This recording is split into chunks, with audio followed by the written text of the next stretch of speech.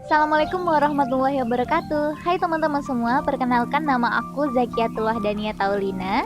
Dan kali ini aku bakal ngejelasin tentang satu topik yang menarik banget, yaitu tentang cinta dalam kehidupan manusia. Sebagai seseorang yang berada di tahapan usia remaja akhir, aku tuh sering berpikir, kenapa ya masalah cinta itu selalu menjadi hal yang rumit banget dipahami atau dilematis banget gitu dijalani. Bahkan ketika kita mengalami putus cinta atau mengalami masalah lah dalam hal cinta itu, biasanya kita kekurangan motivasi atau produktivitas kita merasa terganggu dan kita susah nih buat explore kemampuan kita karena rasanya pemikiran kita terpusat sama masalah itu aja gitu. Dan inilah yang akhirnya membuat aku bertanya-tanya apakah itu normal gitu ya. Dan ternyata yang akan kita bahas pada video kali ini itu hubungan antara cinta dengan pertumbuhan manusia. Tentang kenormalan tadi, apakah perasaan-perasaan itu normal ataukah ternyata itu ada hal yang perlu kita tinjau lagi gitu, perlu kita pelajari lagi karena itu berkaitan dengan pertumbuhan dari manusia itu sendiri.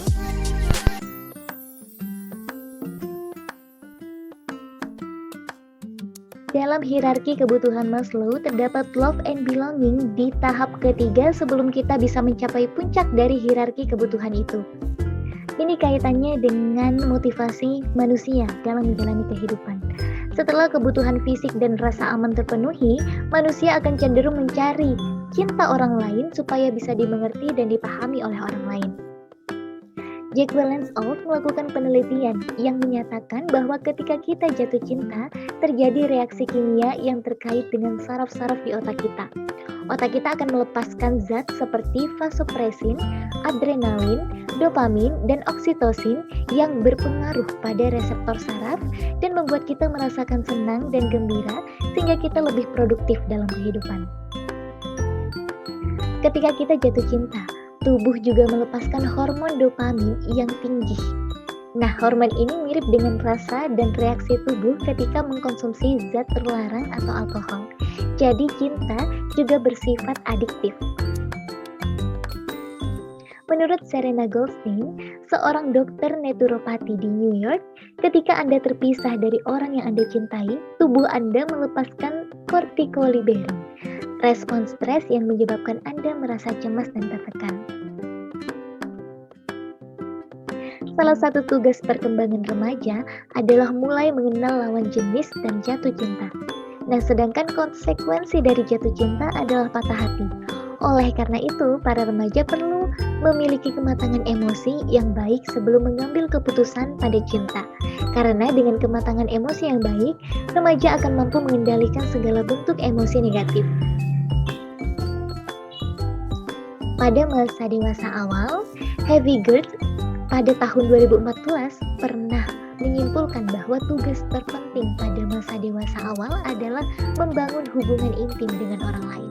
Hal ini sesuai dengan pendapat Erikson, di mana Erikson meyakini bahwa individu dewasa awal memiliki tugas penting dalam menghadapi dilema perkembangannya yang melibatkan intimacy versus isolation. Salah satu cara penting bagi individu dewasa untuk dapat mencapai keintimannya adalah dengan mencari dan menemukan calon pasangan hidup. Dan Steinberg juga mengatakan cinta dapat dialami oleh setiap orang dan dari berbagai tingkatan usia. Steinberg pada tahun 1988 mengatakan, cinta adalah bentuk emosi manusia yang paling dalam dan paling diharapkan. Manusia mungkin akan berbohong, menipu, mencuri, dan bahkan membunuh atas nama cinta dan lebih baik mati daripada kehilangan cinta. Tapi kenapa ya kita harus merasakan cinta? Dan apa kaitannya sama kehidupan kita sebagai manusia yang bertumbuh? Jawabannya adalah karena kisah cinta merupakan proses dari belajar. Hitzman Douglas L. dalam Psychology of Learning and Memory di tahun 1987 pernah mengatakan, proses belajar adalah suatu perubahan yang terjadi dalam diri organisme, manusia atau hewan, disebabkan oleh pengalaman yang dapat mempengaruhi tingkah laku organisme tersebut. Jadi kesimpulannya, pengalaman dalam kisah cinta kita akan mempengaruhi, akan memberikan kita pelajaran pada kehidupan kita yang selanjutnya. Steinberg mendefinisikan cinta sebagai sebuah cerita kehidupan yang ditulis seseorang. Peristiwa terkait karakter pribadi, minat, dan koneksi dengan orang lain adalah bagian dari rentetan cerita tersebut. Cerita-cerita tersebut menurut Steinberg menjadi dasar seseorang dalam membuat keputusan dan menjalin hubungan. Menurut Steinberg, ada 3 komponen dalam cinta, yaitu intimacy, komitmen, dan passion.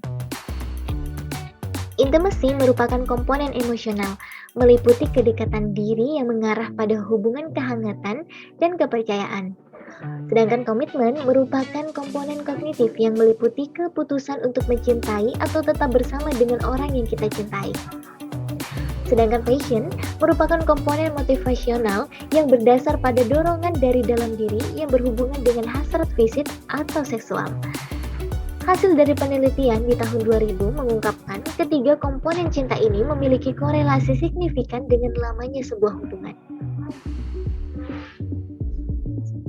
Steinberg menjelaskan 3 komponen ini dalam sebuah teori, yaitu teori segitiga cinta.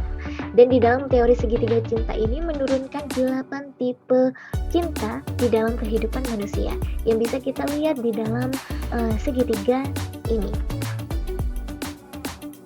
Kelompok yang pertama adalah tipe cinta dengan satu komponen, yaitu linking, infatuation, dan empathy love. Nah, tipe cinta di dalam kelompok ini biasanya cenderung memiliki banyak konflik, rentan terhadap konflik. Linking merupakan hubungan yang di dalamnya hanya ada intimacy, sedangkan infatuation adalah hubungan yang di dalamnya hanya ada passion, dan empathy love merupakan hubungan juga yang di dalamnya hanya ada komitmen. Nah, kalau non-love itu di dalamnya tidak ada satupun komponen. Biasanya terjadi pada hubungan pertemanan atau hanya sekedar kenal. Linking atau menyukai merupakan hubungan yang secara emosional ada ikatan dengan pasangannya, tetapi tidak ada gairah yang muncul atau keinginan untuk menghabiskan hidup bersama dengan orang tersebut. Kebanyakan hubungan hanya sebatas perasaan suka atau linking. Infatuation atau cinta gila merupakan kondisi ketika gairah mendominasi kuat. Contohnya cinta pada pandangan pertama. Infatuasi ini dapat muncul secara cepat dan menghilang dengan cepat pula. Secara umum diperlihatkan dengan adanya keterbangkitan psikofisiologis dan tanda-tanda fisik seperti detak jantung yang meningkat. Selanjutnya adalah empathy love atau cinta kosong, yang merupakan hubungan di mana bentuk cinta yang ada di dalamnya hanya ada elemen komitmen tanpa ada gairah dan keintiman. Biasanya ditemukan pada pasangan yang telah lama menikah atau kawin paksa. Nah, kelompok tipe cinta yang kedua yaitu tipe cinta dengan 2 komponen. Terdapat companion love, fetus love, dan romantic love. Nah, biasanya tipe cinta dengan 2 komponen ini dijalankan dengan serius oleh orang yang menjalaninya. Tipe cinta dengan 2 komponen, diantaranya romantic love, itu terdiri dari komponen passion dan intimacy. Sedangkan companion love itu terdiri dari komponen intimacy dan komitmen. Sedangkan fetus love terdiri dari komponen komitmen dan passion. Romantic love atau cinta romantis merupakan hubungan yang terdapat komponen keintiman dan gairah yang kuat tanpa adanya komitmen. Biasanya terdapat pada cinta remaja akhir. Pasangan tersebut tidak hanya saling tertarik secara fisik, tetapi ada ketertarikan emosional di antara keduanya. Selanjutnya adalah companion love atau cinta persahabatan. Hubungan jangka panjang yang tidak melibatkan unsur gairah, hanya ada komponen keintiman dan komitmen. Itulah companion love.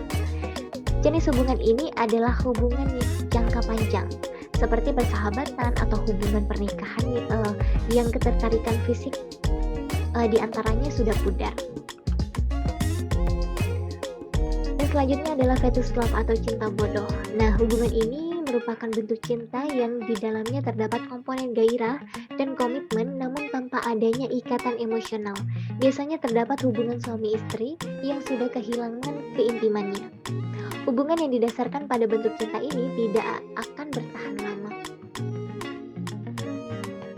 Selanjutnya ada kelompok tipe cinta dengan 3 komponen. Satu-satunya jenisnya adalah consummate love. Consummate love atau cinta sempurna ini merupakan bentuk cinta yang di dalamnya terdapat semua komponennya, itu gairah ataupun komitmen ataupun intimacy yang biasa kita sebut dengan keintiman juga. Nah, 3 komponen ini dilakukan dengan porsi yang seimbang. Bentuk cinta ini merupakan bentuk yang ideal.